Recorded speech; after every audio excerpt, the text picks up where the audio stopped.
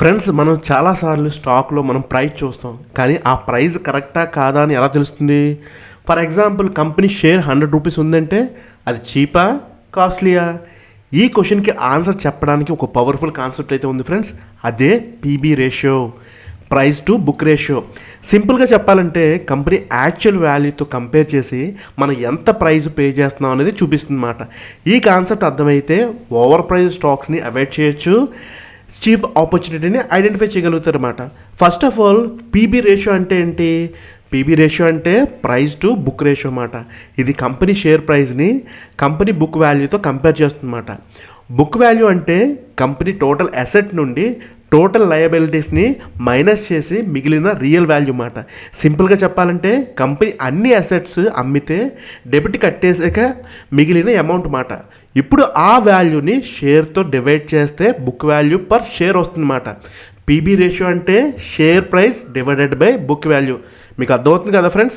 అయితే ఒక simple example అయితే తీసుకుందాం.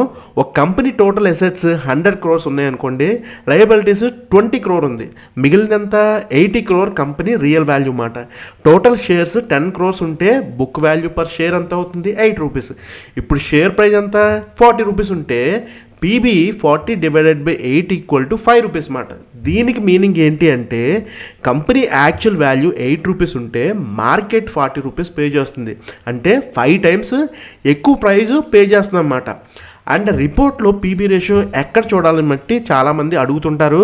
పీబీ రేషియోని చూడడానికి మీరు స్కేనర్, మనీ కంట్రోల్ లాంటి వెబ్సైట్స్లో డైరెక్ట్గా కనిపిస్తుంది ఫ్రెండ్స్. యాన్యువల్ రిపోర్ట్లో కూడా బుక్ వాల్యూ మెన్షన్ ఉంటుంది. ఇక్కడ మనం చూడాల్సిన 2 వాల్యూస్ ఉంటాయన్నమాట, షేర్ ప్రైస్ అలాగే బుక్ వాల్యూ పర్ షేర్. ఈ 2 డివైడ్ చేస్తే పీబీ వాల్యూ వస్తుందన్నమాట. అయితే పీబీ నెంబర్స్ ఎలా అర్థం చేసుకోవాలని అడిగితే మట్టుకి పీబీ నెంబర్ని అర్థం చేసుకోవాలంటే అది 1 కన్నా ఎక్కువ లేదా తక్కువ అని చూడాలి ఫ్రెండ్స్. పీబీ 1 అంటే కంపెనీ ప్రైస్ ఎగ్జాక్ట్గా బుక్ వాల్యూకి ఈక్వల్ మాట. పీబీ గ్రేటర్ దెన్ 1 అంటే కంపెనీ ప్రీమియంలో ట్రేడ్ అవుతుందని. పీబీ లెస్ దెన్ 1 అంటే కంపెనీ డిస్కౌంట్లో ఉంది అని అర్థం మాట. అయితే చాలామంది అడుగుతారు పీబీ రేంజ్ ఏంటి అని చెప్పి. జనరల్గా రేంజెస్ ఎలా ఉంటాయి ఫ్రెండ్స్? పీబీ లెస్ దెన్ 1 అంటే చీప్ లేదా డిస్కౌంట్లో ఉంది అన్నమాట. అలాగే పీబీ 1 అంటే పీబీ వాల్యూ వచ్చి 1 to 3 మధ్య ఉందనుకోండి, అది రీజనబుల్. పీబీ వాల్యూ 3 to 5 మధ్యలో ఉంటే ఎక్స్పెన్సివ్. పీబీ వాల్యూ 5+ ఉందనుకోండి, వెరీ ఎక్స్పెన్సివ్. కానీ ఇక్కడ ఒక ఇంపార్టెంట్ పాయింట్ అయితే ఉంది ఫ్రెండ్స్. హై గ్రోత్ ఉన్న కంపెనీస్లో పీబీ హై ఉంటే కూడా మనం యాక్సెప్టబుల్ అంటే మనం యాక్సెప్ట్ చేయొచ్చు అనమాట.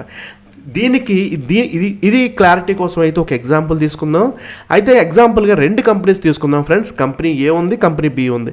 కంపెనీ ఏ యొక్క పీబీ వాల్యూ వచ్చి 1, అలాగే కంపెనీ బి యొక్క పీబీ వాల్యూ వచ్చి 5 మాట.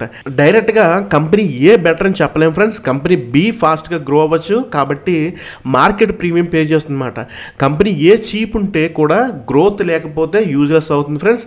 అయితే పీబీ ఎందుకు ఇంపార్టెంట్ అని అడిగారు అనుకో ఫ్రెండ్స్, పీబీ రేషియో మీకు వాల్యూ చూపిస్తుంది ఫ్రెండ్స్. కంపెనీ యాక్చువల్ వాల్యూతో కంపేర్ చేసి ప్రైస్ కరెక్టా లేదా అని చెప్పి తెలుస్తుంది అన్నమాట. Especially banks, financial companies, asset based కంపెనీస్లో పీబీ అనేది చాలా ఇంపార్టెంట్. ఎందుకంటే వాళ్ళ అసెట్స్ మెయిన్ బిజినెస్ మాట. అయితే మనం పీబీ ఒకటే చూస్తే సరిపోతుందా? అస్సలు సరిపోదు. పీబీ ఒకటే చూసి డెసిషన్ తీసుకోకూడదు ఫ్రెండ్స్. ఎగ్జాంపుల్గా పీబీ 0.5 ఉంది అనుకోండి, అది చీప్ అనుకుంటాం. కానీ ఆ కంపెనీ లాస్లో ఉంటే, గ్రోత్ లేకపోతే అప్పుడు అది వాల్యూ ట్రాప్ అయ్యి ఉండొచ్చు ఫ్రెండ్. కాబట్టి పీబీతో పాటు ఈపీఎస్, ఆర్ఓఈ, గ్రోత్ చూడాలి friends.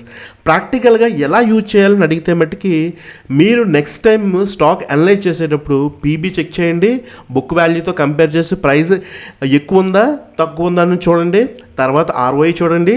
High ROE plus reasonable PE ఉంటే బెస్ట్ కాంబినేషన్ ఫ్రెండ్స్. ఇలా అనలైజ్ చేస్తే మిస్టేక్స్ అనేవి తగ్గిపోతాయి ఫ్రెండ్స్. అయితే ఫైనల్ కన్క్లూజన్ ఏంటి? పీబీ రేషియో అంటే సింపుల్గా price versus company real value. Company actual worth కన్నా ఎక్కువ ప్రైస్ పే చేస్తున్నావా లేదా అనేది చూపిస్తుంది. లో పీబీ ఉంటే చీప్ అని అనుకోకండి, హై పీబీ ఉంటే అవాయిడ్ చేయకండి. గ్రోత్, క్వాలిటీ, రిటర్న్స్ అన్నీ కలిపి చూడాలి ఫ్రెండ్స్. అప్పుడే కరెక్ట్ డెసిషన్ తీసుకోగలుగుతారు. అలాగే నెక్స్ట్ టైం ఏ స్టాక్ అయినా చూసేటప్పుడు పీబీ రేషియో చెక్ చేయండి, బుక్ వాల్యూతో కంపేర్ చేయండి ఫ్రెండ్స్. తర్వాత డెసిషన్ తీసుకోవడానికి అయితే ప్రయత్నించండి, అప్పుడే మీకు క్లారిటీ అనేది వస్తుంది. ఐ హోప్ మీకు ఈ వీడియో అర్థమైంది అనుకుంటా. ఈ వీడియోకి సంబంధించిన లేదా ఈ టాపిక్కి సంబంధించిన ఎటువంటి డౌట్స్ ఉన్నా కూడా ఈ వీడియో కింద కమెంట్ బాక్స్లో పోస్ట్ చేయండి. మీ కొరీకి తొందరగా నేను రిప్లై ఇవ్వడానికి అయితే ప్రయత్నిస్తాను friends. All the best, take care.